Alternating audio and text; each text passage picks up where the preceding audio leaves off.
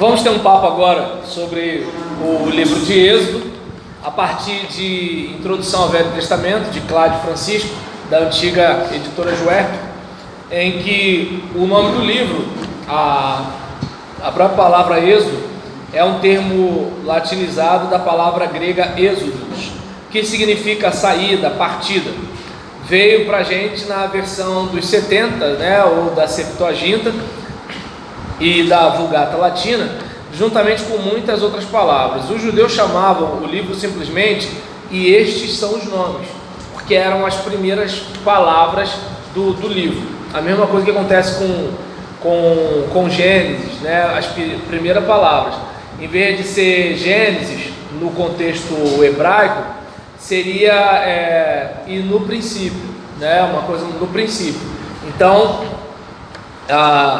quando vai para a Septuaginta, que é a tradução do hebraico para o grego, é que eles colocam o título na obra, que não é necessariamente as primeiras palavras do parágrafo. E aí, essa expressão foi tirada da primeira frase do livro, e o fato de que nenhum título descritivo foi dado a esse livro, como aos demais do Pentateuco, também dá ênfase à ideia de que foram considerados como um só livro. Lembra de uma obra, 5 tomos, em vasos uma obra em 5 tomos ou 5 rolos dentro de vasos, porque a obra era grande demais para caber num rolo só. E aí nisso, um só livro, ou seja, o Pentateuco, ou a lei, ou a Torá. As 5 divisões, ou 5 livros, como dizemos, representam apenas um meio de os estudar, uma maneira mais fácil de dividir a matéria. O livro de Êxodo continua a história de Gênesis, e isto pode ser visto pela presença da conjunção e, junto à primeira palavra do original, unindo assim o segundo ao primeiro. De acordo com Cláudio Francisco, há 2 correntes principais que procuram estabelecer o fato. O êxodo teria ocorrido durante a 18ª dinastia do Egito. Essa conclusão é tirada tanto dos anais assírios como dos babilônicos, e tem a seu favor um maior número de investigadores. O exame da referida data é feito da seguinte maneira. Em 1º livro dos Reis, capítulo 6, versículo 1, se diz que o templo de Salomão foi construído 480 anos depois da saída do Egito. Sabemos, por outro lado, que o templo foi construído cerca de 965 anos antes de Cristo. Tirando-se essa conclusão, a data da batalha de Carcar em 853 a.C. Esta batalha deve ter ocorrido durante 3 anos de paz entre Israel e Síria. 1º dos Reis 22:1, visto como Acabe e Ben-Hadad eram aliados ao tempo da referida batalha, ainda segundo os anais assírios. Por sua vez, ela deve ter ocorrido no 20º ano do reinado de Acabe e no 7º ano do reinado de Josafá. Computando os reinados anteriores a estes 2 reinos, temos a data aproximada da construção do templo, no início do reinado de Salomão, adicionando 480 anos à data da construção do templo, em 965. Temos então 1445 anos antes de Cristo como resultado. E esta conclusão tem a seu favor muitas evidências arqueológicas e históricas, tais como a data, atualmente considerada certa, da queda de Jericó, 1440 a.C. O êxodo teria ocorrido na 19ª dinastia egípcia, ou seja, em 1300 a.C.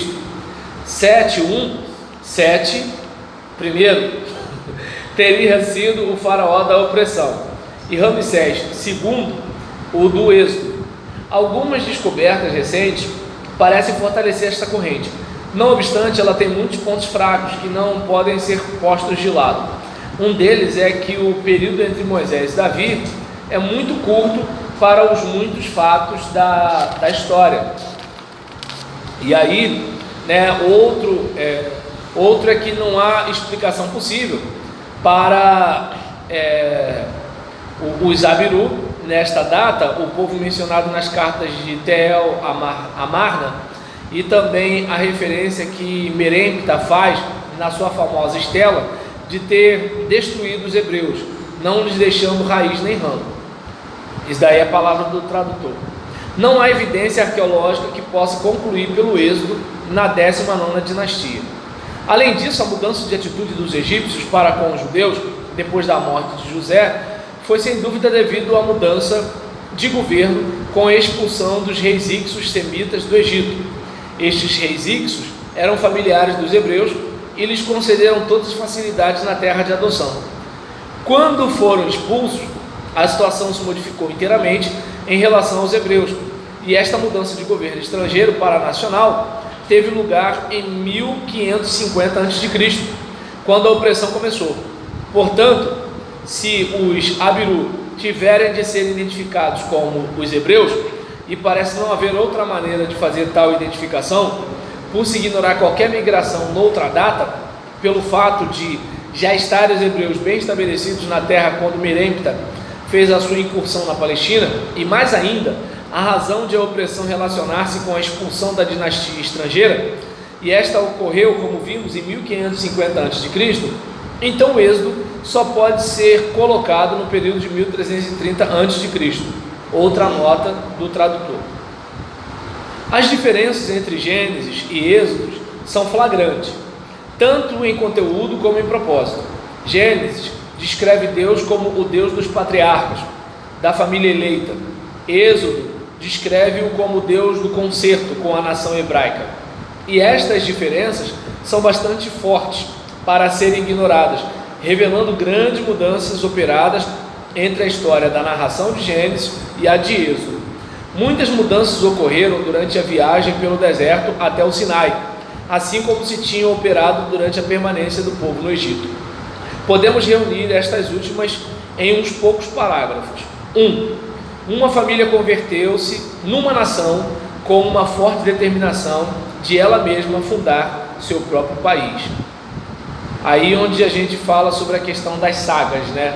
É um negócio fantástico, né? Uma história de como um país foi fundado. 2. Os hebreus foram atingidos pela idolatria do Egito, e isto vemos através de todo o êxodo. Os líderes tornaram-se impotentes para manterem o povo dentro dos limites de um programa espiritual. Os ídolos do Egito tinham criado raízes profundas na mente do povo. Até porque, assim, mudar fisicamente de um lugar para outro, mudar de classe social, pode parecer difícil, mas não se compara à questão da mudança de mentalidade. Algo que é inculcado na sua vida durante anos e anos, não vai mudar da noite para o dia. Se bobear, nem muda. Se bobear, a gente morre acreditando em tudo aquilo que os nossos pais acreditaram, mesmo as coisas que eles não deviam nunca ter acreditado, né? E aí da classe social, tem pessoas que ela não muda. Já viu o cara que, por exemplo, ele está rico, mas com mente de pobre? Se bobear, até volta a ser pobre, né? Porque com a mente de pobre não tem como continuar rico. E aí nisso, 3, os hebreus entraram no Egito como nômades, mas saíram como povo agrícola e urbano. Então a gente percebe que antes eles não paravam em lugar nenhum, eles não, assim, estava aqui, aí tal, negociava, vendia, comprava, daqui a pouco ia para lá, e aí quando ele já sai com aquela coisa assim, vamos para uma terra, se assentam naquela terra e ali constroem um país. E 4, depois do êxodo, eles tiveram sérias dificuldades para vencerem os tempos difíceis que a sua história lhes trouxe, e nisso gastaram séculos, mas depois nos apresentaram um resultado admirável de unidade e coesão. E aí, no próximo vídeo, a gente vai falar sobre o esboço do livro de Êxodo.